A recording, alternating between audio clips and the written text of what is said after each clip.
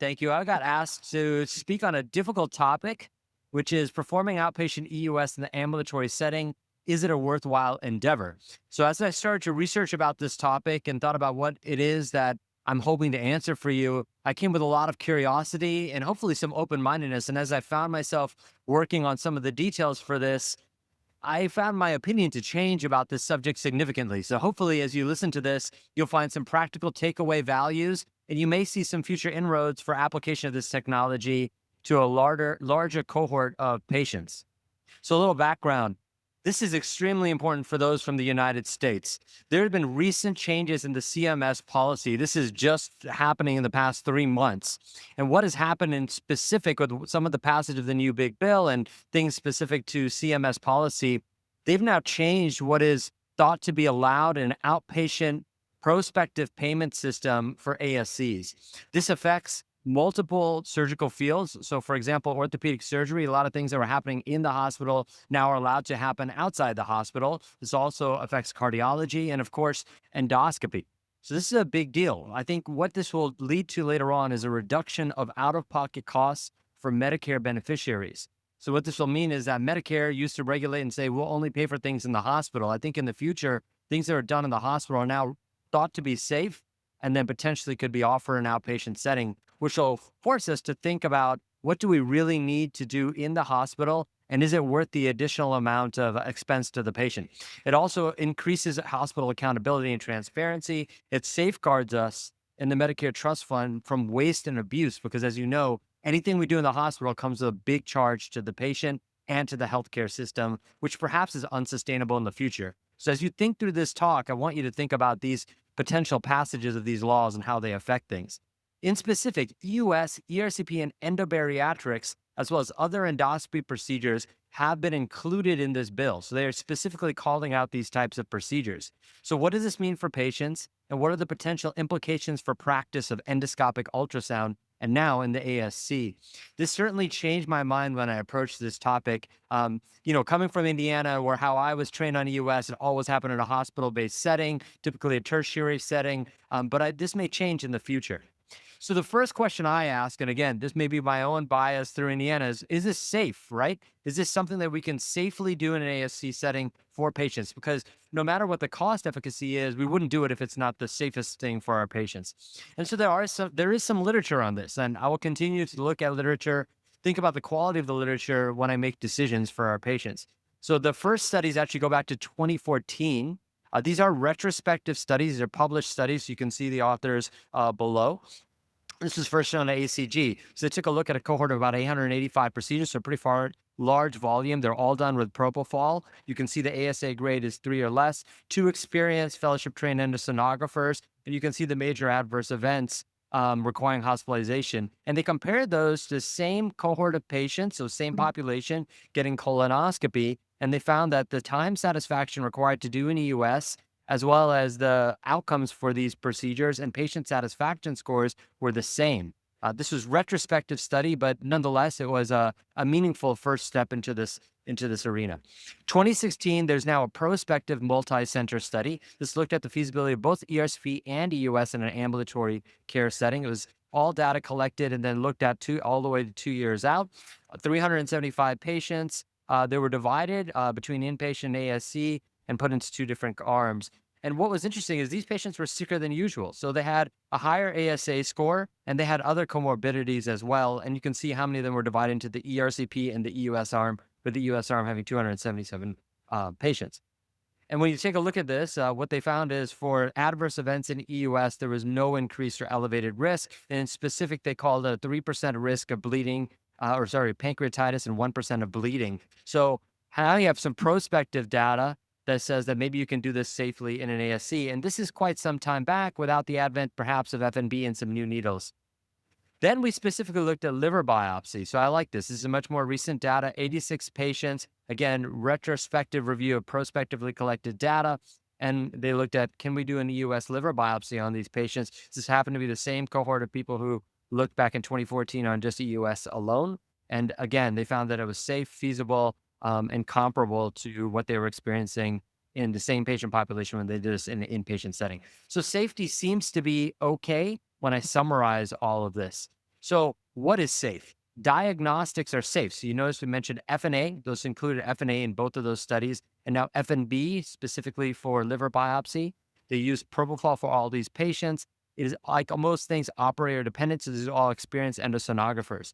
What they did not address are some of the things you're seeing today. So these are therapeutics, specifically drainage-based procedures.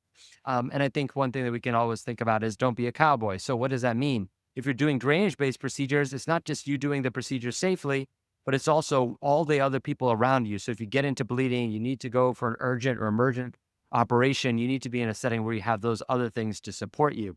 But keep in mind, as was pointed out to me by actually some orthopedic colleagues and cardiology colleagues who I talked to about this, they're doing now EP procedures in ASC settings. So the things that we think of as safe or unsafe, they look at us and kind of laugh at it a little bit. So it is something that we need to consider as we move forward. So then the next issue in the United States is cost and reimbursement. Can you do this sustainably? Is this something that you could potentially sustain the ASC or your practice around?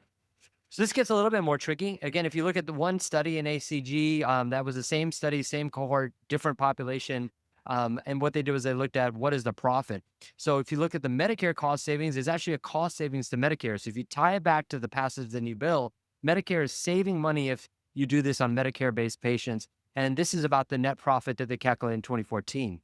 What's surprising is things have changed. You actually are getting a better reimbursement for the facility fee and the physician fees. So let me take you through a little economics or how we would look at this interplay. First, you need capital. So here's the capital costs for different manufacturers, Olympus, Fuji, Pentax. And down below what you're seeing is a newer technology called endosound. So endosound is something that actually fixes onto your regular upper endoscope and allows you to perform linear array endosonography. It has a Medicare traditional pass-through code, and that code allows you to actually even engage commercial payers, and most commercial payers pay for this. So that cost actually is even significantly lower. You don't necessarily need a high-end processor. So if you look at a Fuji processor, this is the listed retail amount. You can use the entry-level processor and perform all of these procedures potentially in ASC. Again, endosound's even less expensive than that. So then here's the needle costs, because you need to factor that in. FNA, FNB, these are, again, retail costs. These prices can be lower. They're not going to be higher, but they may be lower depending on your overall purchasing agreements with these individual companies. And then specifically for endosound, they're microtech needles that have reduced length so you can pass them through an upper endoscope. And you can see what the needle costs are there as well. So then it comes down to essentially a math equation, right? So this is what you get paid when you do the procedure. What this is the most of the latest 2025 facility fee, and then there's also a payment to the physician as well for the procedure. So you can see this being called out. So the ASC fee, as you can see right now, is significantly less than if you do the same procedure for the same patient in the hospital. But I think the purpose of the new bill is to try to start to equilibrate some of these costs to Medicare so that the system itself can be sustainable. So what do the economics look like? And, just from my background in doing a lot of healthcare administration, if you look at this, I look at what are fixed costs. Fixed costs are the cost of the capital investment, as well as overhead from your facility. So if you're doing an ASC, you're going to have anesthesia, you're going to have staff, you're going to be paying rent on that facility. Then if you look at a per care cost, you use Medicare numbers. So I just gave you Medicare numbers. The facility fee has gone up to $864, plus the physician gets paid $251. So that's the total amount of money that you're going to take in. You then subtract the needle costs that I gave you, plus the fixed costs that I outline above. You also will get some pathology reimbursement. So this is something that I looked into also for this talk. If you do rapid onsite, which you can do, before we didn't do it, but there are some centers that actually the pathologist is employed through the GI group.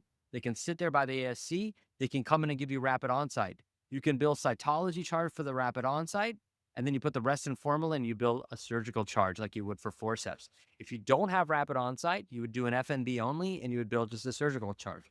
So you put all this together, you have your facility plus your physician payments, you have your needle and fixed costs, and then you also get some money back for pathology if you have that in your facility. And here you can see rough ballparks of what all of this would look like. You obviously can depreciate the equipment over a period of time. You could rent the equipment, so you don't necessarily have to come out of pocket for those costs. This probably makes it much more economically sustainable than even 2014. A little bit on pathology. So this actually changed my mind as well. I'm a big believer in rapid onsite. Everywhere I've been has had rapid onsite.